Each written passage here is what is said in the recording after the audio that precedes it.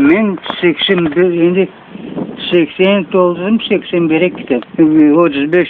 sene 25 iyun ben Kırım'da doğdum.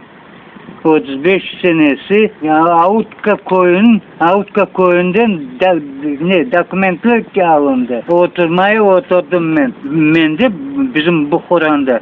Kırım'da Sanatoriy Özbekistan var. Sanatoriy Özbekistan içinde oturdum. Anamın koyu, Derekoy, Yalta, Derekoy.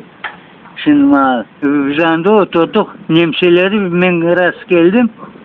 Birinci Sanatoriy Özbekistan'da. Son kaçan sığırımızı alıp gittiler. Vakit işte sığır alıp gittiler işte. Kim alaydı? Hırsızlar. Nemse alıp gittim. Partiden alıp gittim. Ya hem başkası alıp gittim. Kim bilir onu? Sığırı alıp gittiler. Son gerek oldu bizi göçmeye Derekoy'a. Derekoy'dan göçürdüler bizi Özbekistan'a. Evvel zaman anamın doğan evi anamın şimdi yok o evler. Dam eviydi. Tepesi toprak. Dam degeni Tatarcız toprak. Tepesi topraktan iyiydi. Ki herkes de piramit değil de topraktan iyiydi. Son cenk vaktinde bu evde oturulmadı. Hoca ondan haberi ne oldu? Son başka evlerde oturuldu. Bizim anamın evi yok idi. Babamın evini yaktılar nemseler. Bu evi Boykozan baştan. Doğma babam Boykozan baş. Anda nemseler yaktılar bütün koyları. Vakti o da yandı. Şimdi başlayıp remontlayıp içine gireyim degende kelle bizimkileri kovdu verdi. Şimdi koyda anda adam da yok idi. Şimdi nasıl işittim? Ben de varmadım. Koyu bilmeyeyim ben de.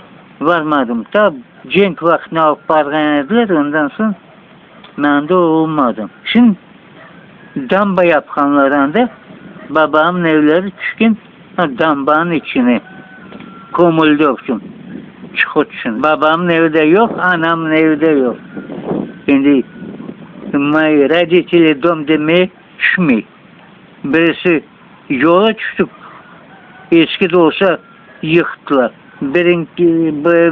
Babamınkini hükümet toprak üstüne kaldırdı.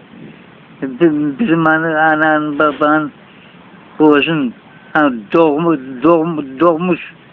doğan evleri yok almadı. Yani şimdi özlerde yok işte. Şimdi biz başladık söylenmeye. Onun için şimdi kaldık.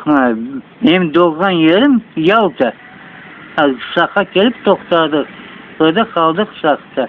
Yani kayıtlı paran desen oturma yerimiz yok. Kimse de bizi nazeler bir yere girip otursan çünkü kvartıra oturmaya da pahalı. Onun için oturamaz bunda eski evcikler için. Eski de olsa gazımız, süretimiz var, hepsi var. Oturamaz bunda. Başka çaremiz kalmadı bizim.